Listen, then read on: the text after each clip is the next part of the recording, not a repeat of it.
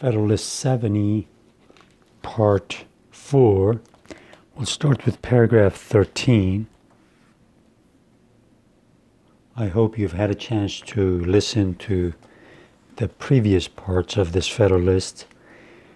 So I'll just start reading. Upon the principles of a free government, inconveniences from the source just mentioned must necessarily be submitted to the formation of the legislature. But it is unnecessary and therefore unwise to introduce them into the constitution of the executive. It is here too that they may be most pernicious. In the legislature, promptitude of decision is oftener an evil than a benefit.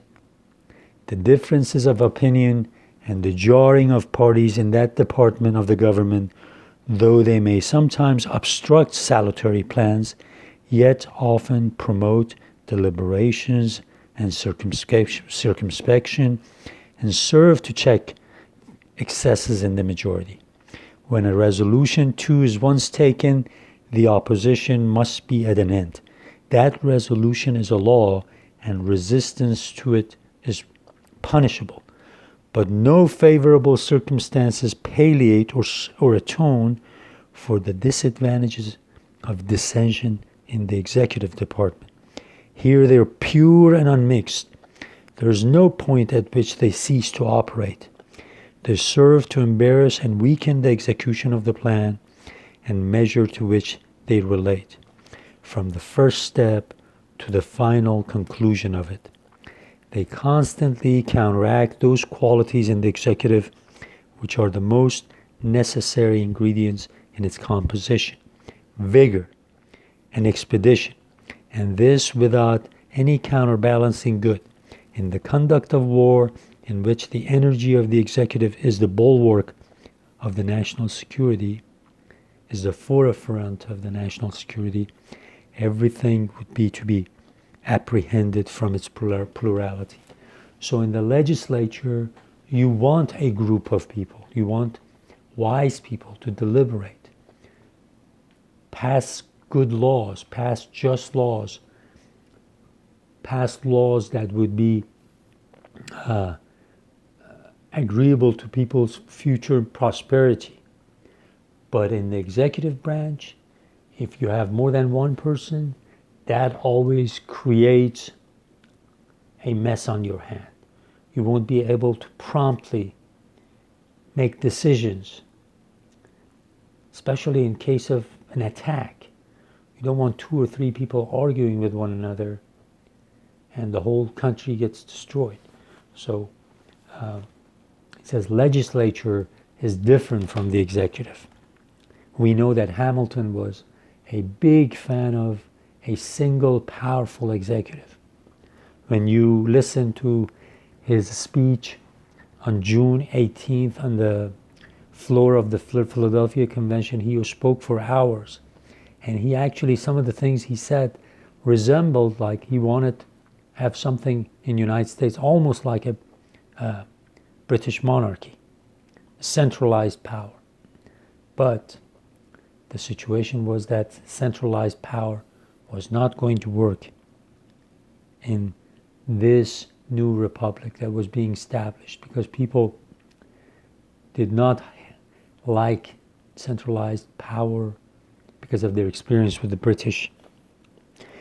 Next paragraph, it must be confessed that these observations apply with principal weight to the first case supposed, that is, to a plurality of magistrates of equal dignity and authority, a scheme the advocates for which are not likely to form a numerous sect. But they apply, though not with equal, yet with considerable weight, to the project of a council, whose concurrence is made constitutionally necessary to the operations of the ostensible executive. An artful cabal in that council would be able to distract and to enervate the whole system of administration. If no such cabal should exist, the mere diversity of views and opinions would alone be sufficient to tincture the exercise of the executive authority with a spirit of habitual feebleness and dilatoriness. So remember, he's going back and forth. He said, if like the Romans we have 2 councils, 2 presidents, that's going to be creating big problem.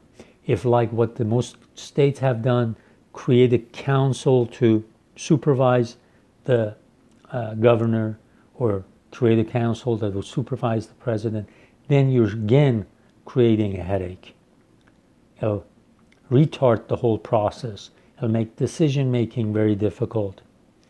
Then maybe people in that council could be bought by foreign power or by a group of people, and then through their influence they might just ruin the work of the president. And again, when time comes that you want to hold somebody accountable, they'll be pointing fingers at one another, because it says he did it. So you're going to be creating a problem with having more than one person as president. Next paragraph. But one of the weightiest objections to a plurality in the executive, and which lies as much against the last as the first plan, is that it tends to conceal faults and destroy responsibility. See, responsibility is of 2 kinds: to censure and to punishment.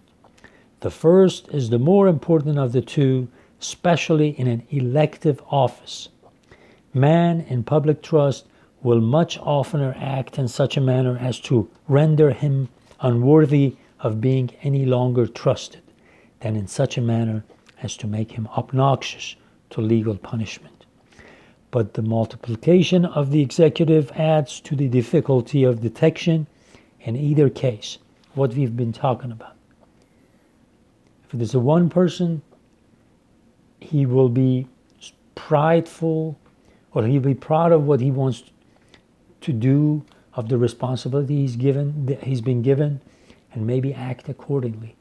Whereas if you have more than one person, they don't see it that way anymore. It often becomes impossible amidst mutual accusations to determine on whom the blame or the punishment of a pernicious measure or series of pernicious measures ought really to fall. It is shifted from one to another with so much dexterity and under such plausible appearances that the public opinion is left in suspense about the real author. Yeah, and you want to find who made the mistake,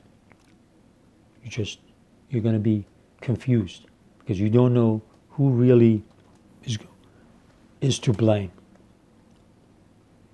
The circumstances which may have led to any national miscarriage or misfortune are sometimes so complicated that, where there are a number of actors who may have had different degrees and kinds of agency, though we may clearly see upon the whole that there has been mismanagement, yet it may be impracticable to pronounce to whose account the evil which may have been incurred is truly chargeable.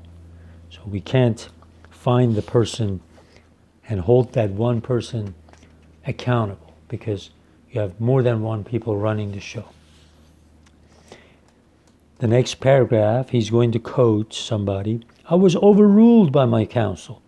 The council was so divided in their opinions that it was impossible to obtain any better resolution on the point. He says this is the kind of stuff that they'll be saying. These and similar pretexts are constantly at hand, whether true or false.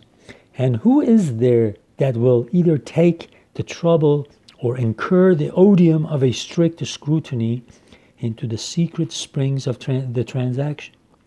Should there be found a citizen zealous enough to undertake the unpromising task, if there happen to be collusion between the parties concerned, how easy is it to clothe the circumstances with so much ambiguity as to render it uncertain what was the precise conduct of any of those parties. So it becomes so difficult when you have multiple people running the presidency. And it just passing the blame from one to the other. The next paragraph, in the single instance in which the governor of this state is coupled with a council, that is, in the appointment to offices, we have seen the mischiefs of it in the view now under consideration. So the only time that our governor in New York has to have the council advise him, we've seen that it's created headaches for us. But in other circumstances, it hasn't. Scandalous appointments to important offices have been made. Some cases, indeed, have been so flagrant that all parties have agreed in the impropriety of the thing.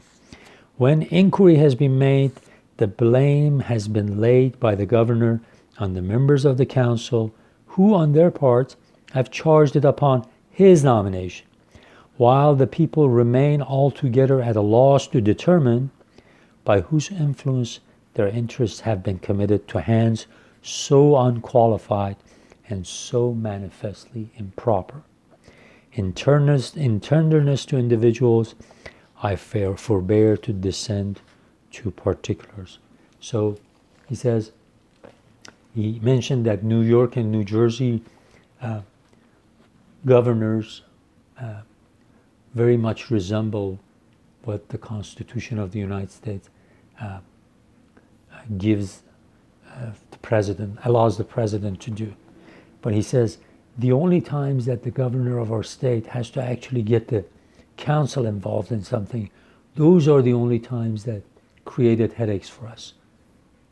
So that's why in the new Constitution, the president has to be one person, an individual, not a person, not two people, or not a person being counseled by a group of people.